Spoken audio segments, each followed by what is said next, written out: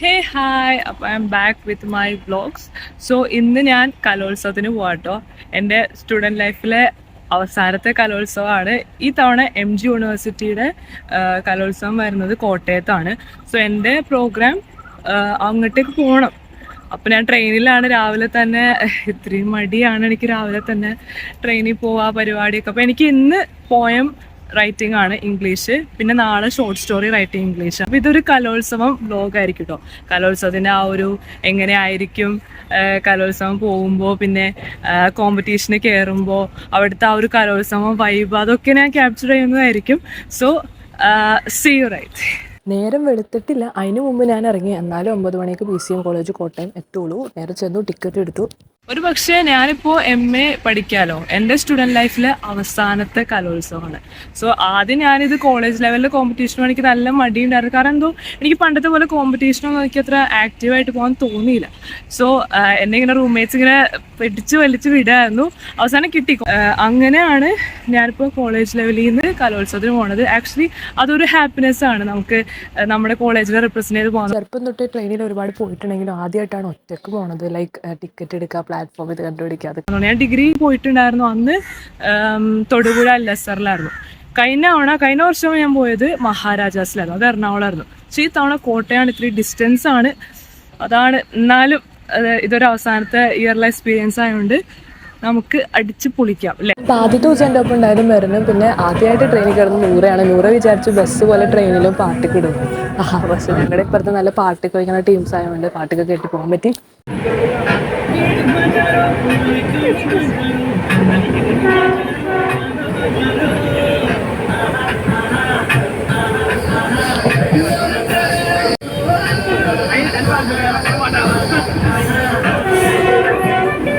ഇപ്പോൾ first day മെറിനുണ്ടായി, പിന്നെ ഞങ്ങളുടെ കോളേജ് യൂണിയനിൽ നിന്ന് നൂറ് ഉണ്ടായി. സെക്കൻഡ് ഡേ തന്നെ കേട്ടോ. അങ്ങനെ കോട്ടയം എത്തി. പിന്നെ ഒരു കാര്യം എന്താ വെച്ചാൽ, ഞാൻ ഒറ്റയ്ക്ക് ട്രെയിനിന് പോവാത്തോണ്ടും പോകുമ്പോൾ ആരെങ്കിലൊക്കെ കൂടെ ഉണ്ടാവും. അതുകൊണ്ട് എനിക്ക് ഒറ്റയ്ക്ക് പോകുന്നത് ഭയങ്കര മടിയാണ്. ഇന്ന് ആദ്യത്തെ ദിവസം കൊണ്ട് മെറിൻ എൻ്റെ ഒപ്പം ഉണ്ട്. പക്ഷെ അല്ലെങ്കിൽ ഈ ട്രെയിൻ ഓരോന്ന് നോക്കുന്ന എനിക്ക് ബസ്സാട്ടോ കുറച്ചുകൂടി ഇഷ്ടം. എന്നാലും പെട്ടെന്ന് എത്തുന്നതുകൊണ്ടും ട്രാഫിക് എന്ന് പറഞ്ഞ പ്രശ്നങ്ങളൊന്നും ഇല്ലാത്തത് കൊണ്ടും ഞാൻ റെയിൽവേയിലാണ് നോക്കുന്നത്. ഓക്കെ, അതെന്താണെന്ന് എനിക്കറിയില്ല. അങ്ങനെ 1.25 മണിക്കൂർ യാത്രയ്ക്ക് ശേഷം കോട്ടയം BCM കോളേജ് ഫോർ വുമണിൽ എത്തിയിരിക്കുകയാണ്. 9 മണിക്കുള്ള കോമ്പറ്റീഷന് ഇനി 1 മണിക്കൂറും കൂടി ഉള്ളതുകൊണ്ട് ഞാൻ കോളേജൊക്കെ ഇറങ്ങി കാണാമെന്ന് വിചാരിച്ചു. നല്ല ഭംഗിയുള്ള കോളേജാണ് കേട്ടോ. അത് മോഡേൺ എന്ന ഒരു പഴമയുടെ വൈബും കൂടി ഒരു മിക്സ്ഡ് ആയിട്ടുള്ള വൈബാണ് എനിക്ക് തോന്നിയത്. പിന്നെ എനിക്ക് കോളേജസൊക്കെ ഇങ്ങനെ നടന്ന് കാണാൻ ഭയങ്കര ഇഷ്ടമാണ്. അതുകൊണ്ട് ഇങ്ങനെ എക്സ്പ്ലോർ ചെയ്ത് നടന്നു, വീഡിയോസ് എടുത്തു.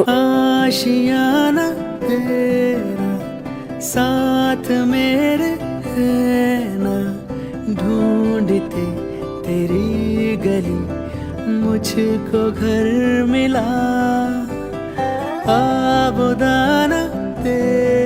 അങ്ങനെ കലോത്സവത്തിൻ്റെ വെന്യൂ ഒക്കെ കണ്ടുപിടിച്ച് ഞാൻ അങ്ങനെ മുന്നോട്ട് പോവാണ്. വുമൺസ് കോളേജ് അല്ലാണ്ട് തന്നെ സ്കൂളും എല്ലാം ആ ഒരു കോമ്പൗണ്ടിലാണ് കേട്ടോ. And yes, I am going to reach my competition venue. കോമ്പറ്റീഷന് പോവുകയാണെങ്കിൽ അതത് കോളേജിലെ യൂണിയനിലെ ഒരു മെമ്പറെങ്കിലും കോളേജിൽ വേണം. എൻ്റെ യൂണിയൻ മെമ്പർ താഴെ വരുന്നു എൻ്റെ പാസും ID കാർഡ് കേട്ട്.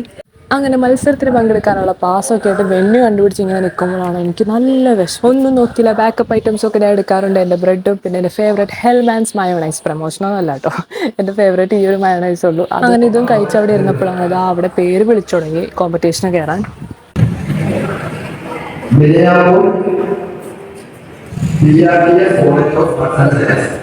പിറ്റേ ദിവസം നടന്ന സ്റ്റോറി റൈറ്റിംഗ് കോമ്പറ്റീഷൻ ഞാനിവിടെ ആഡ് ചെയ്യാണ്. ബ്ലാക്ക് ആൻഡ് വൈറ്റ് ആണ് പോയം റൈറ്റിങ്ങിൻ്റെ ടോപ്പിക് എങ്കിൽ story writing the imaginary names എന്നായിരുന്നു ടോപ്പിക് നെയിം. അങ്ങനെ കോമ്പറ്റീഷൻ കഴിഞ്ഞ് ഇറങ്ങി ഇപ്പോഴാണ് കയ്യിൽ ഫോൺ കിട്ടിയത്. അങ്ങനെ നടന്നു പോകുമ്പോൾ ആ ഓരോ വെന്യൂലും ഓരോരോ പരിപാടികൾ നടക്കാട്ടോ. ഒക്കെ കയറി കാണാമെന്ന് കരുതി.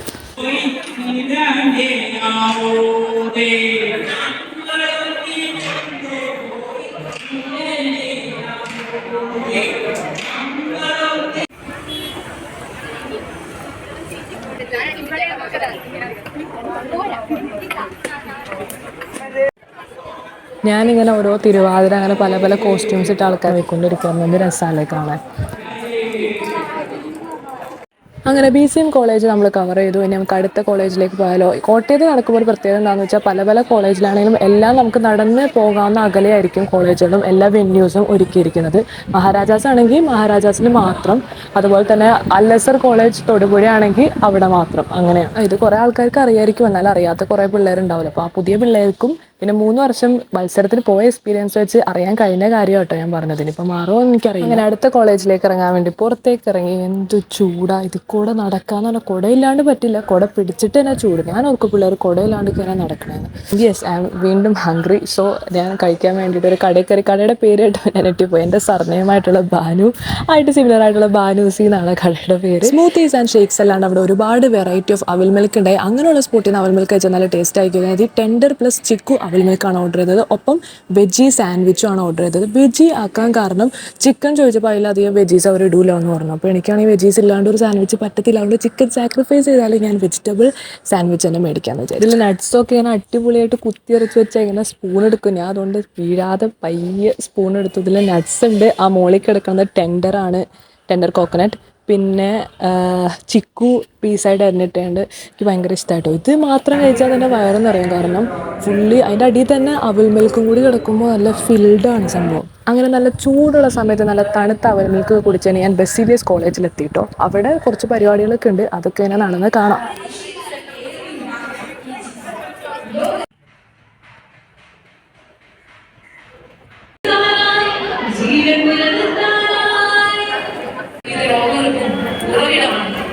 എന്ന് പറഞ്ഞാൽ അവൻ രോഗാമികളാണ്.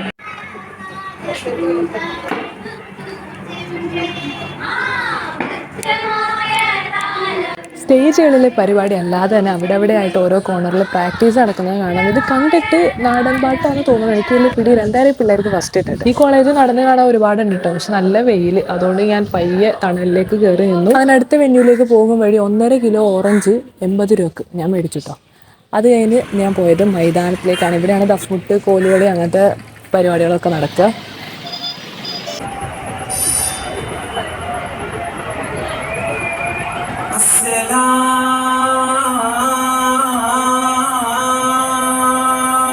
CMS കോളേജ് കൂടിയുണ്ട്. പക്ഷെ അവിടെ ഞാൻ ഒരിക്കൽ പോയത് കാരണം കലോത്സവമായിട്ട് പ്രത്യേകിച്ച് ഞാൻ വിസിറ്റ് ചെയ്തില്ല.